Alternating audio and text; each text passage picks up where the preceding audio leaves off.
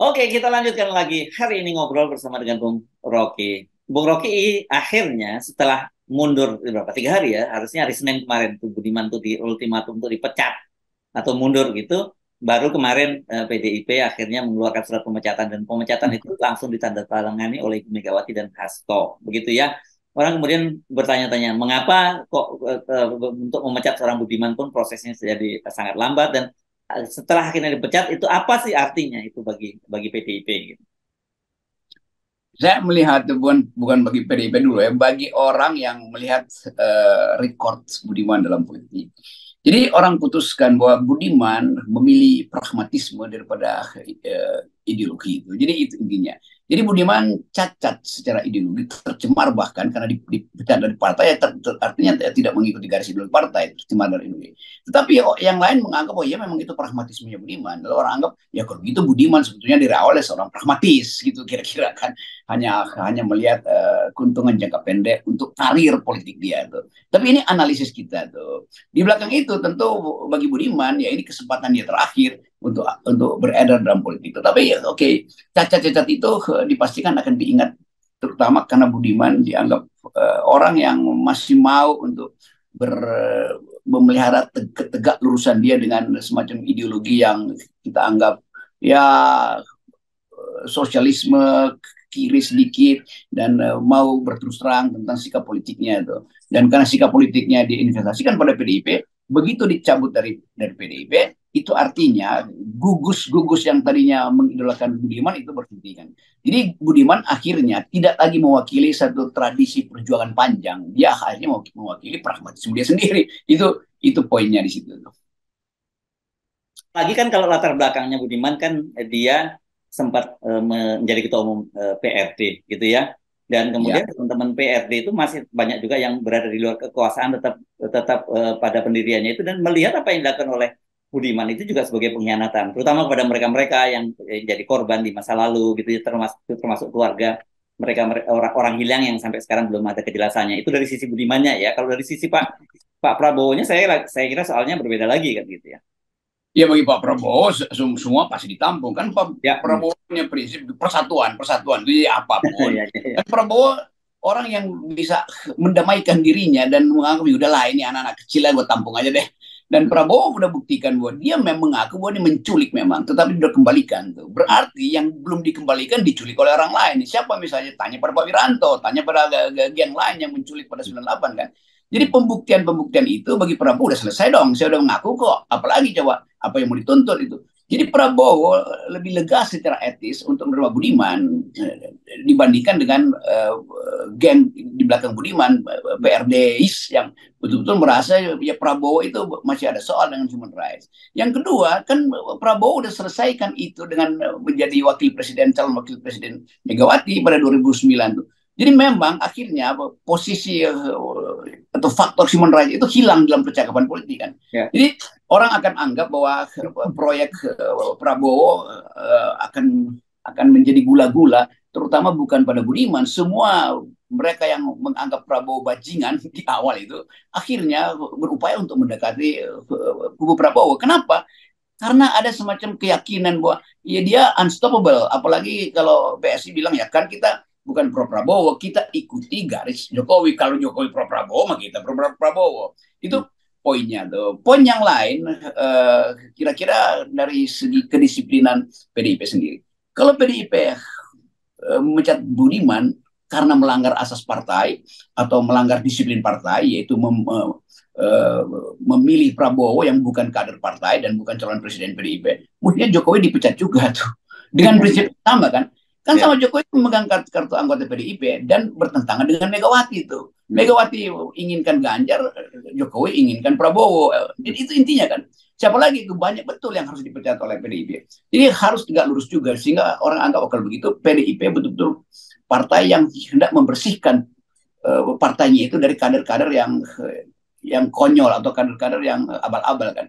Jadi Budiman akhirnya disebut kader abal-abal dipecat tuh. Ya, ya. Dasarnya satu menentang keputusan Ibu Mega. Lalu Jokowi apa? Sama menentang keputusan Ibu Mega. Dipecatlah Jokowi sebagai kader, bukan tentu nggak mungkin dipecat sebagai presiden. Tetapi itu juga pembuktian bahwa namanya purgatorio atau purifikasi yang dilakukan oleh PDIP itu betul-betul ideologis. Jadi kalau cuma Budiman yang dipecat, ya orang merasa ya karena Budiman nggak punya kemampuan untuk mengeluarkan sprindik pada tokoh-tokoh PDIP yang masih bermasalah. Tapi Jokowi punya kekuatan, masih punya diandalkan untuk mengeluarkan sprindik bagi tokoh-tokoh PDIP. Ya, tapi kan bedanya kalau Pak Jokowi sampai sekarang kan belum terbuka gitu, Bung Rocky. Kalau Budiman kan deklarasinya terbuka. Apalagi begitu tuh. Jadi jangan sampai PDIP menganggap Budiman udah terbuka, Jokowi belum terbuka. Justru ketidakterbukaan Pak Jokowi itu yang menyakiti terus-menerus PDIP. Jadi PDIP mesti memilih, disakiti oleh Budiman gampang, amputasi Budiman tuh. Disakiti oleh Jokowi, ya udah tahan aja kan. Kayak itu namanya psikologi sadomasochisme kan. Jadi makin disakiti dia makin senang PDIP kan. Ini mesti diperiksa psikiater juga nih, apa namanya, tubuh psikis dari PDIP. Masa udah berkali-kali dikelecehin sama Pak Jokowi tetap merasa oke, kami masih ingin ada cinta dari Pak Jokowi tiba di PDIP kan. Kan itu intinya. Jadi PDIP berharap cinta monyet sebetulnya. Ya. Sementara cinta Jokowi itu cinta terlarang. Tapi jadi menurut Anda ini masih akan ada upaya-upaya dari PDIP ya untuk terus mengusahakan agar Pak Jokowi itu balik ke kandang banteng lagi lah gitu ya. Itu satu kalkulasi yang konyol tuh. Itu artinya kalau misalnya Jokowi bilang oke, pindah ke kandang banteng, itu boleh terjadi ketika Gerindra masih kecil. Ini Gerindra udah keburu gede. Itu artinya bagi Gerindra silakan pilih kandang banteng.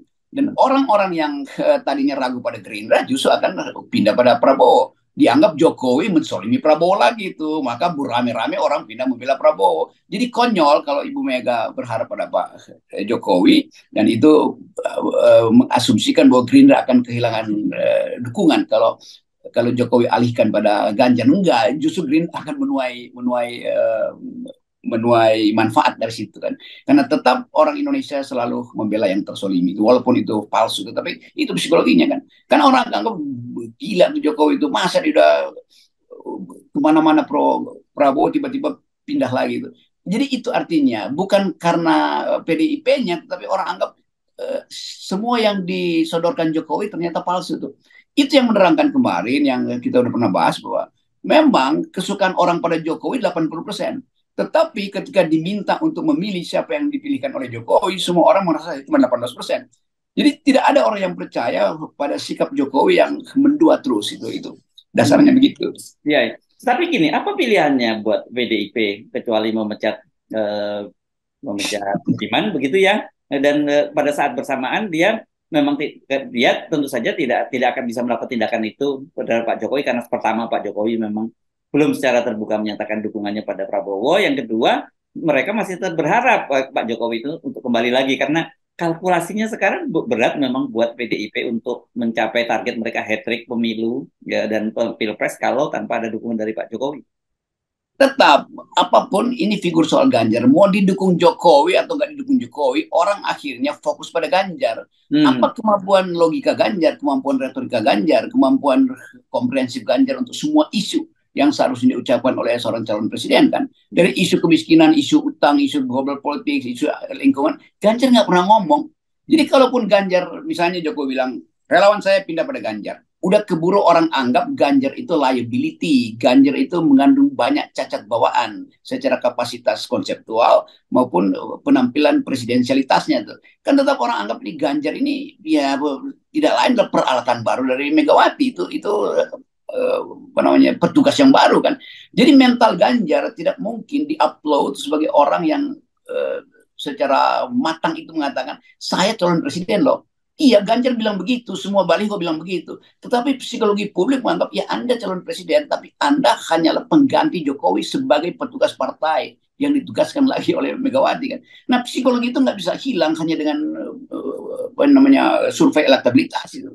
Itu yang akan terbawa di kotak suara. Begitu nyampe kotak suara, orang lirik Ganjar, oh ini petugas partai ini, berarti akan berlaku sama nanti itu keadaannya. Jadi saya inginkan Pak Ganjar itu, kalau Pak Ganjar berani itu bilang pada publik itu, kasih pidato, saya dipilih untuk memimpin Indonesia.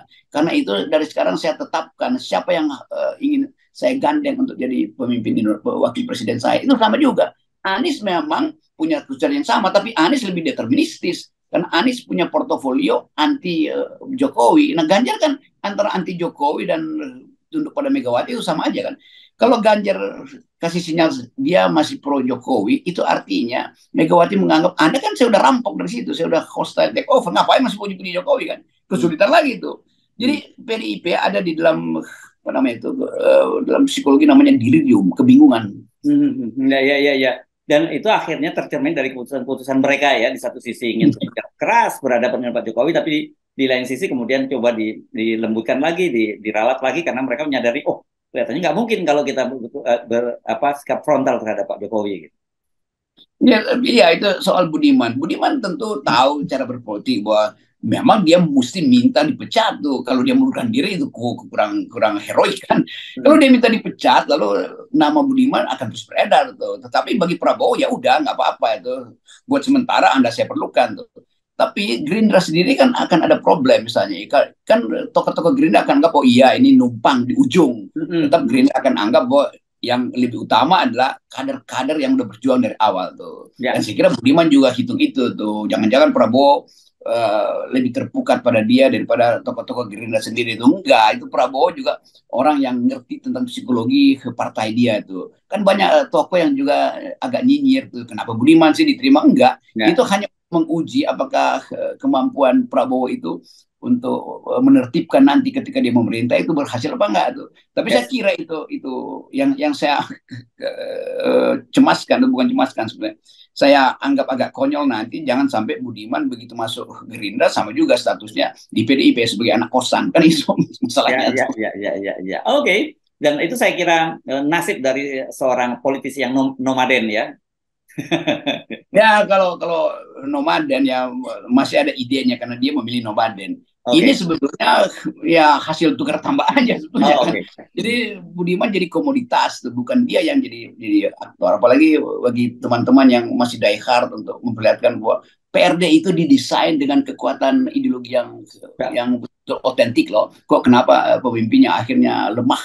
Hanya karena mungkin kekurangan uang atau ada hal yang mesti dia perlukan secara ekonomi. Kan itu artinya orang berpikir begitu. Jadi sayang Budiman itu dari orang yang dianggap bergerak di jalan ideologis akhirnya didefinisikan sebagai seorang yang sekedar oportunis. Baik, oke, baik. Terima kasih, Bung Rocky. Kita tetap 0%. Terima kasih. Yes. Thank you. Yuk.